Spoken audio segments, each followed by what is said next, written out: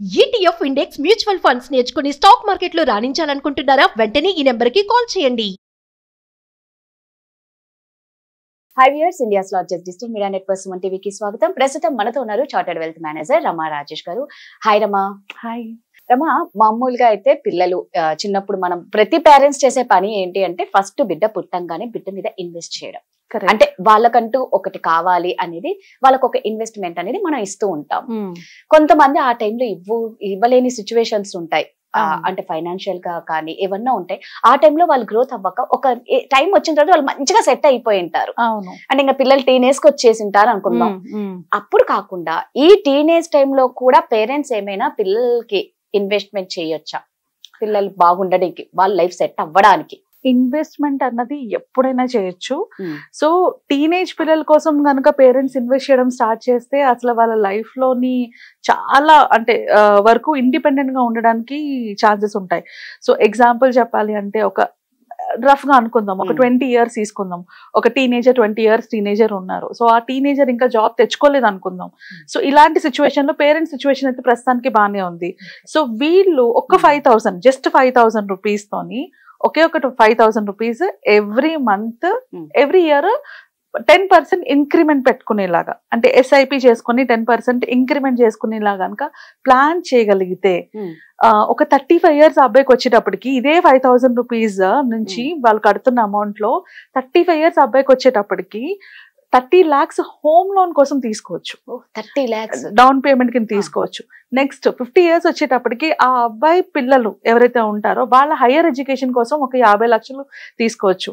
ఆ అబ్బాయికి 55 or 57 వచ్చేటప్పటికి ఆ పిల్లల మ్యారేజ్ కోసం ఇంకొక 50 lakhs తీసుకోవచ్చు. దానిపైన తన రిటైర్మెంట్ కి ఒక 6 crores అంటే 5.6 crores వరకు తీసుకోవచ్చు. ఈ క్యాల్కులేషన్ అంతా కూడా నేను 12% రేట్ ఆఫ్ రిటర్న్ తోనే చెప్తున్నా. అంటే ఒక సింపుల్ 5,000 ఎస్ఐపి అంతే. మనం స్టార్ట్ చేసేది జస్ట్ 5,000 తోనే. దాన్ని ఎవ్రీ ఇయర్ పెంచుకుంటూ వెళ్తాం. సో ఇలా చేయడం వల్ల వాళ్ళ టీనేజ్ లో అంటే వాళ్ళ లైఫ్ లో కూడా వాళ్ళు ఇప్పుడైతే మనం ఇన్వెస్ట్ చేస్తాము, కొన్ని రోజుల తర్వాత వీళ్ళే జాబ్లు అంటూ వెళ్తారు, వీళ్ళే జాబ్ చేసుకుంటారు. ఈ ఎస్ఐపిని వాళ్ళు కంటిన్యూ చేసుకుంటారు. మనం కంటిన్యూ చేయాల్సిన అవసరం ఉండదు, వాళ్ళే కంటిన్యూ చేసుకుంటారు.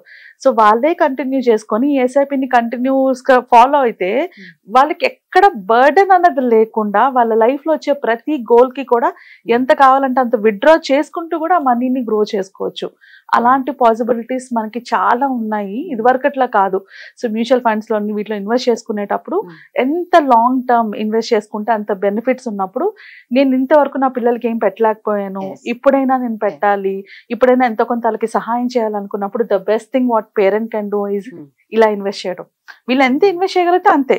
నేను 5,000 చెప్పాను, నువ్వు 10,000 చేయగలిగితే చెయ్యు, ఏదైనా ఓకే. ఇలా కంటిన్యూస్ గా ఒక అమ్మాయికైనా మీరు చేయొచ్చు. తనకంటూ ఒక ఇండిపెండెంట్ ఇన్కమ్ ఉంటుంది కదా. ఇప్పుడు మ్యారేజ్ అయ్యాక కూడా నువ్వు ఒక ఆస్తిని ఇచ్చినట్టే కదా అమ్మాయికి, ఆ ఆస్తి మీద తనకి హక్కు కూడా ఉంటుంది కదా. సో అలా ఏదైనా ఇద్దరు పిల్లల్లో మగపిల్లడు అయినా ఆడపిల్ల అయినా మీరు ఎంత వరకు ఇన్వెస్ట్ చేయగలరో అంతవరకు మీరు ఇన్వెస్ట్ చేసి దాన్ని వాళ్ళని కంటిన్యూ చేసుకోమనండి. సో చాలా మంది కింద కామెంట్స్ పెడతారు ఇన్ఫ్లేషన్ ఉంటది ఇవి ఉంటదని. నేను చెప్తుంది మినిమం ఒక 5,000 పెట్టుకోవడం గనక చేయగలిగితే దాని ఇంపాక్ట్ ఇన్నిసార్లు, అంటే ఒకేసారి మనం 5,000 మంత్లీ పెట్టుకుంటూ ఎవ్రీ ఇయర్ 10% ఎస్ఐపి చేయగా ఇన్నిసార్లు విత్డ్రా చేసుకోగా కూడా వాళ్ళకి కావాల్సినంత అమౌంట్ అట్ ది ఎండ్ మిగులుతుంది. సో అదే 5,000 బదులు 10,000 పెట్టుకోగలిగితే ఇంకా ఎక్కువే కదా వస్తుంది. సో యాజ్ అ పేరెంట్ ఎప్పుడు రిగ్రెట్ ఫీల్ అవ్వకూడదు. మీరు పిల్లలు భవిష్యత్తు కోసం మీరు ఎంత వరకు చేయగలరో అంత ఖచ్చితంగా పేరెంట్స్ చేస్తారు. సో దానికన్నా ఎక్కువ చేయలేకపోతున్నాను, అయ్యో ఇది నేను ఇవ్వలేదే అన్న భయం బాధ ఉన్న పేరెంట్స్ ఎవరైనా ఉంటారు. ప్రతి పేరెంట్ కి ఆ రిగ్రెట్ ఫీలింగ్ ఎక్కడో దగ్గర ఉంటుంది. ఎంత చూసినా కూడా అయ్యో ఇంకా నేను చూసుంటే బాగుండు, ఇంకా పెట్టుంటే బాగుండు ఫీలింగ్ ఉంటది కదా. అలాంటి ప్రతి ఒక్కరు కూడా ఇలా స్టార్ట్ చేయొచ్చు. అండ్ ఇలాగా పిల్లలకి ఒక అలవాటు కూడా చేయొచ్చు. ఇప్పుడు ఎగ్జాంపుల్ చెప్తున్నాను, జాబ్కి వెళ్ళిపోతారు. జాబ్కి వెళ్ళిన తర్వాత వాళ్ళకి ఒక రెస్పాన్సిబిలిటీ ఇవ్వడానికి చాలా మంది ఇల్లు తీసుకోని చెప్తారు పేరెంట్స్. ఇల్లు కొనేసుకో, అప్పుడు నువ్వు ఈఎంఐ ఖచ్చితంగా తీసుకుంటాను. దానికన్నా బెస్ట్ ఆప్షన్ ఏంటంటే ఇది, ఇల్లు తీసుకోవడం కాదు, ఎస్ఐపి కట్టుకో. ఈ ఎస్ఐపి ఏదైతే నేను కడుతున్నానో ఇది నువ్వు కంటిన్యూ చేయి. ఇప్పుడు నువ్వు కంటిన్యూ చేసావు అనుకో, తనకి ఒక ఎసెట్ ని క్రియేట్ చేస్తున్నారు పేరెంట్స్ కదా. నువ్వు ఒక ఎసెట్ ని క్రియేట్ చేసి వాళ్ళకి ఇచ్చేస్తున్నావు, వాళ్ళు దాన్ని గ్రో చేసుకుంటున్నారు. సో ఇలా ప్లాన్ చేసుకుంటే వాళ్ళు అప్పుల్లో పడిపోకుండా, హోమ్ లోన్కి వెళ్లకుండా, వాళ్ళకి కావాల్సినంత అమౌంట్ ని వాళ్ళు క్రియేట్ చేసుకుంటూ ఎలాంటి ఇబ్బంది లేకుండా చేసుకోగలరు. అంటే చిన్న అమౌంట్ లాంగ్ టర్మ్ లో అన్ని బెనిఫిట్స్ ఉంటాయి అన్నమాట. ఇప్పుడు ఇందాక అన్నావు ఒక ఏజ్ పిల్లలు జాబ్ చేసుకున్న తర్వాత వాళ్ళకి ఇవ్వచ్చు అని. మామూలుగా నువ్వు అంటూ ఉంటావు ఎర్లీగా గ్రోత్ అవ్వాలి, స్టార్ట్ ఇన్వెస్టింగ్ ఎర్లీ స్టార్ట్ చేయాలి, ఇన్వెస్టింగ్ తొందరగా స్టార్ట్ చేయాలి అని అంటూ ఉంటాం. కానీ దీని వల్ల ఈ జాబ్ చేసే అప్పుడప్పుడే జాబ్ కి వెళ్తున్న పిల్లలు ఇలా ఎర్లీగా ఇన్వెస్ట్మెంట్ స్టార్ట్ చేస్తే ఏమన్నా ప్రాబ్లమ్స్ ఉంటాయా రమ్మా? ఇది చాలా ఇంపార్టెంట్ క్వశ్చన్. ఇది ఖచ్చితంగా నేను ఆన్సర్ చేయాలి, ఈ పాయింట్ లో ఖచ్చితంగా ఆన్సర్ చేయాలి. ఎందుకంటే థ్యాంక్ యూ అడిగినందుకు. ఎందుకంటే ఇప్పుడు నేను మీ పిల్లలు ఒక్కసారి జాబ్ తెచ్చుకోగానే వాళ్ళకి ఇవ్వండి అనగానే వీళ్ళు 20,000 జీతం వచ్చినా పేరెంట్స్ అప్పచెప్పేస్తారు, 30,000 జీతం వచ్చినా పేరెంట్స్ అప్పచెప్పేస్తారు. ఇక్కడ ప్రాబ్లం ఏమొస్తుందంటే నువ్వు ఎర్లీగా స్టార్ట్ చేయడం ఎంత ఇంపార్టెంటో వాళ్ళు సెటిల్ అయ్యే వరకు వాళ్ళకి అప్పచెప్పకుండా ఉండడం కూడా అంతే ఇంపార్టెంట్. సో రీసెంట్ గా నా క్లయింట్స్ లోని కొందరు మాట్లాడినప్పుడు వాళ్ళు పిల్లలతో ఇన్వెస్ట్ చేయించడానికి తీసుకొస్తుంటారు. సో ఒకసారి క్లయింట్ తో మనం ఉన్నప్పుడు రిలేషన్షిప్ ఉన్నప్పుడు వాళ్ళు మనిషి తీసుకొస్తుంటారు కదా. సో అందులో ఆ అబ్బాయితో వాళ్ళ ఫాదర్ అదే చెప్తున్నారు అనమాట, మా అబ్బాయితో ఇన్వెస్ట్ చేయించాలండి అని. ఎంత జీతం అంటే 30,000 కూడా లేదు అబ్బాయి జీతం. జస్ట్ డిగ్రీ అయింది, ఏదో ఒక స్టార్ట్అప్ కంపెనీలో ఆఫర్ వచ్చింది, జాయిన్ అయ్యాడు. సో ఇన్వెస్ట్మెంట్ స్టార్ట్ చేయాలని. బట్ ఆ అబ్బాయి అంటే అగైన్ కేస్ టు కేస్ మారిపోతుంది. ఆ అబ్బాయికి చాలా ప్లాన్స్ ఉన్నాయి. తనేమంటాడు అక్క అని అన్నాడు అనమాట, అక్క మీరు చెప్పండి నాకు 30,000 జీతం వస్తుంది ఇప్పుడు, ఇందులో నేను నెలకి 10,000 ఎస్ఐపి కట్టుకుంటే ఒకవేళ నేను ఏదైనా బెటర్ ఆపర్చునిటీ కోసం ట్రై చేసిన మధ్యలో ఆగిపోయిన ఎస్ఐపి నేను కంటిన్యూ చేయగలనా, నాకు ప్రాబ్లమ్స్ రాదా, దానికన్నా ఆ మనీ ఏదో నా ఎడ్యుకేషన్ మీద నేను పెట్టుకున్నప్పుడు నేను ఎక్కువ గ్రో అయ్యే ఛాన్సెస్ ఉంటాయి కదా.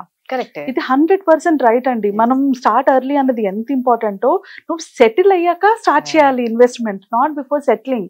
ఇట్లా నేను సెటిల్ అవ్వక ముందే ఇలా సంపాదిస్తాను కదా అలా ఇన్వెస్ట్మెంట్ స్టార్ట్ చేస్తే వాళ్ళు ఆ డబ్బులు కట్టాలి అన్న భయంతో ఆపర్చునిటీస్ కూడా వదిలేసుకుంటారు. ఖచ్చితంగా రమ్మా. మామూలుగా ఒక చిట్స్ వేసుకుంటూనే మామూలుగా కొంతమంది అయ్యో మేము చిట్లో ఉన్నాము, చిట్టు వేసుకుంటున్నాం, ఇంకోటి వెళ్ళాలి అంటే భయంతో ఆగిపోయిన వాళ్ళు చాలా మంది ఉన్నారు. 100% కరెక్ట్.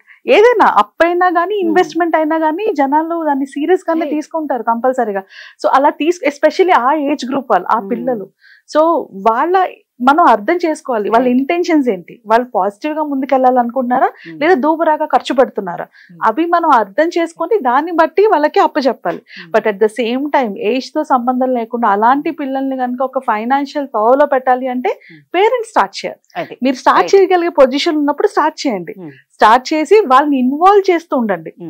మనం ఆ రెస్పాన్సిబిలిటీస్, ఆ ఫైనాన్షియల్ రెస్పాన్సిబిలిటీస్ వాళ్ళకి స్లోగా అప్పచెప్పకపోతే వాళ్ళ లైఫ్ లో ముందుకు వెళ్ళలేరు. సో అది చెప్పడం ఎలా చెప్పాలి అంటే వాళ్ళు సెటిల్ అయ్యాక, ఇప్పుడు ఆ అబ్బాయికి నాకు 1,00,000 రూపాయలు శాలరీ వచ్చింది, ఒక మంచి కంపెనీలో వచ్చింది, సో ఇప్పుడు ఈ కంపెనీలో నాకు స్టెబిలిటీ ఉంది అని అనుకున్నప్పుడే కదా పెళ్లి చేస్తాము. అవును. సో అదే టైంలో చెప్పాలి. నువ్వు ఎప్పుడైతే పెళ్లి చేయడానికి మీ అబ్బాయి రెడీగా ఉన్నాడో ఆర్ మీ అమ్మాయి రెడీగా ఉందని అనుకుంటావు, ఆ టైంలో వాళ్ళకి ఇన్వెస్ట్మెంట్ ని అప్పచెప్పాలి. అంటే వాళ్ళు అక్కడ సెటిల్ అయ్యారని అర్థం. సెటిల్ అయ్యాక కదా మ్యారేజ్ చేస్తారు కదా. సో సెటిల్ అయ్యాక ఇన్వెస్ట్మెంట్ కూడా స్టార్ట్ చేయాలి. అప్పుడు ఈ గ్రోత్ వాళ్ళకి సింపుల్ అయిపోతుంది. అసలు వాళ్ళు ఇంత కష్టపడక్కర్లేదు, ఇంత బాధపడక్కర్లేదు. వచ్చిన కొంచెం అమౌంట్ తోనే వాళ్ళ లైఫ్ ని ఎంజాయ్ చేస్తూ వాళ్ళ ఫ్యూచర్ కూడా ప్లాన్ చేసుకోవచ్చు. వెరీ గుడ్ క్వశ్చన్ నాది, ఇది చాలా ఇంపార్టెంట్. కరెక్ట్ గా చెప్పావు రమా. ఏంటి అంటే ఫస్ట్ పేరెంట్స్ చాలా పేషెన్స్ గా ఉండాలి. ఇక మేము పెడుతున్నా ఇడికో జాబ్ వచ్చింది వాడి మీద వేసేద్దాం అనుకోకండి. రమా అన్నట్టు ఏంటంటే సెట్ అవ్వాలి. సెట్ అయ్యేది వాళ్ళకి అది బర్డన్ అవ్వద్దు. నువ్వు ఇచ్చేది ఎప్పటికీ బర్డన్ అవ్వద్దు. ఏదైనా అది రిలాక్సేషన్ మోడ్ లో ఉండేలా మనం పిల్లలకి ఇవ్వాలి. మనం ఇచ్చేదే మళ్ళీ వాళ్ళకు బర్డన్ అవుతుంది, ఇంకా వాళ్ళ గ్రోత్ అనేది జీరో అవుతుంది. కరెక్ట్.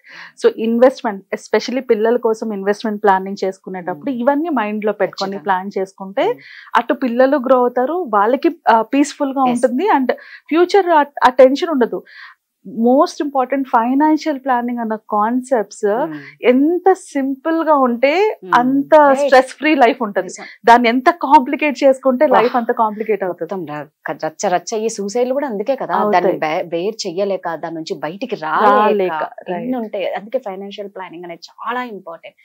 ఏ మాత్రం డౌట్ ఉన్నా మీరు చక్కగా రమా అన్ని క్లియర్ చేసేస్తుంది. సో వాళ్ళకి బోల్డ్ అన్ని సలహాలు నీకు వచ్చిన క్లయింట్స్ కి నువ్వు చెప్పు రమా. కింద స్క్రోల్ అవుతున్న నెంబర్ కి contact. Thank you. Thank you.